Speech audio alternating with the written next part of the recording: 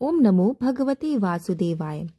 आज के इस वीडियो में हम आपको बताने वाले हैं कि साल 2025 में आमलकी एकादशी का व्रत कब रखा जाएगा। इसके साथ ही साथ हम आपको इसका शुभ मुहूर्त, पारण का समय, द्वादशी कब समाप्त होगी, ये सारी चीजें भी बताएंगे। इसके अलावा इस वीडियो में आप जान सकेंगे कि अगर आपके आसपास आंवले का वृक्ष ना मिले तो आप आमलकी एकादशी के दिन पूजन कैसे करें, और हम आपको ये भी बताएंगे कि इस दिन आपको किस चीज का दान करना चाहिए जिससे आपको इस एकादशी का पूर्ण फल प्राप्त हो सकता है। तो चलिए वीडियो को शुरू करते हैं। वीडियो शुरू करने से पहले अगर आप हमारे चैनल पर नए हैं तो इसे सब्सक्राइब कर लीजिएगा, और वीडियो पसंद आता है तो इसको लाइक शेयर करके कमेंट में जय श्री हरि विष्णु लिखना ना भूलिएगा। तो चलिए वीडियो शुरू करते हैं और आपको बताते हैं कि इस साल 2025 में आमलकी एकादशी का व्रत कब रखा जाएगा। इस बार 2025 में फागुन शुक्ल एकादशी की शुरुआत हो रही है 9 मार्च रविवार को सुबह 7:45 से, और इसका समापन होगा 10 मार्च मंगलवार सुबह 7:44 पर। तो उदया तिथि के अनुसार आमलकी एकादशी साल 2025 में 10 मार्च दिन मंगलवार को पड़ेगी, और 10 मार्च को ही द्वादशी युक्त एकादशी भी है। तो सभी गृहस्थ जन 10 मार्च को एकादशी का व्रत रख सकते हैं। इस बार एकादशी पर 3 शुभ योग भी बन रहे हैं, जिसमें से पहला सर्वार्थ सिद्ध योग है, जो कि सुबह 6:36 से लेकर रात में 12:51 तक रहेगा। इसके अलावा शोभन योग भी लग रहा है, जो सुबह से शुरू होकर दोपहर में 1:57 तक रहेगा, और इस दिन पूरे दिन पुष्य नक्षत्र भी सक्रिय रहेगा, जो कि रात में 12:51 तक समाप्त होगा। आइए अब जान लेते हैं कि इस दिन पूजा का शुभ मुहूर्त क्या रहेगा।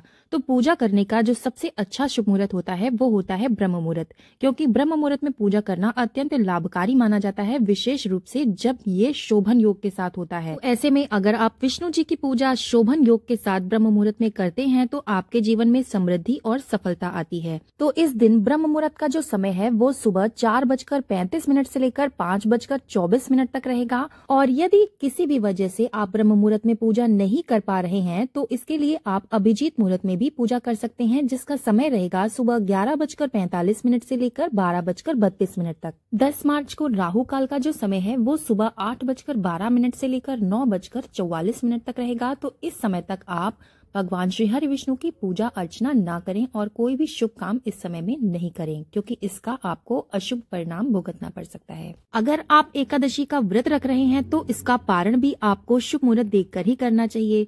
तो आइए जान लेते हैं कि आमलकी एकादशी के व्रत का पारण कब किया जाएगा। तो व्रत समाप्त करने की जो प्रक्रिया होती है उसको पारण कहा जाता है।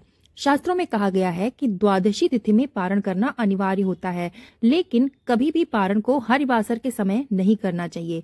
हरिवासर का जो समय होता है वो द्वादशी तिथि का पहला चौथाई भाग होता है, यानी कि पहले 6 घंटे, यानी द्वादशी तिथि जब शुरू हो जाती है तब से लेकर 6 घंटे तक आपका हरिवासर का समय रहता है।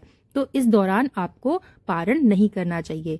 सबसे सर्वोत्तम समय जो पारण का होता है वो सुबह का समय होता है।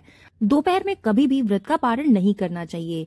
तो व्रत के जो पारण का समय है वो 11 मार्च दिन मंगलवार को सुबह 6:11 से लेकर 8:13 तक रहेगा, और 11 मार्च दिन मंगलवार को द्वादशी तिथि समाप्त हो रही है सुबह 8:13 पर। पारण करने के लिए सबसे पहले आपको ब्रह्म मुहूर्त में उठकर वैसे ही भगवान श्री हरि विष्णु की पूजा करनी चाहिए जैसे कि आप एकादशी के दिन करते हैं। इसके बाद आप किसी भी ब्राह्मण को भोजन करा सकते हैं या फिर ब्राह्मण के लिए कुछ दान के लिए निकाल सकते हैं और उनको दक्षिणा दे सकते हैं। इसके बाद ही आप व्रत का पारण करें।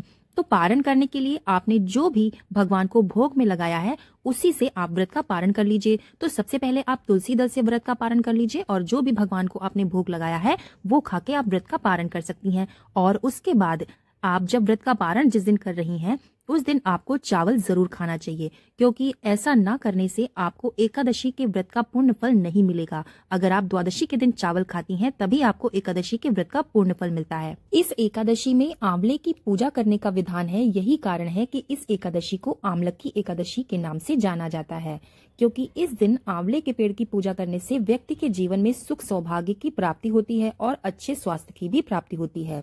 ऐसा कहा जाता है कि एक बार माता लक्ष्मी धरती लोक पर भ्रमण कर रही थी तो उनके मन में भगवान शिव और भगवान विष्णु की पूजा करने का विचार आया, लेकिन भगवान शिव की पूजा करने के लिए तुलसी पत्र का उपयोग होता है और भोलेनाथ की आराधना करने के लिए बेल पत्र का प्रयोग किया जाता है। वो बहुत असमंजस में पड़ गईं कि दोनों की पूजा एक साथ कैसे की जाए। तब देवी जी को याद आया कि आंवले के पेड़ में तुलसी और बेल दोनों के गुण एक साथ पाए जाते हैं, तो उन्होंने आंवले के पेड़ को नारायण और भगवान शिव का स्वरूप मानकर विधि पूर्वक पूजा अर्चना की। इस पूजा से उन्हें शिव जी के साथ साथ भगवान श्री हरि विष्णु की भी कृपा प्राप्त हो गई।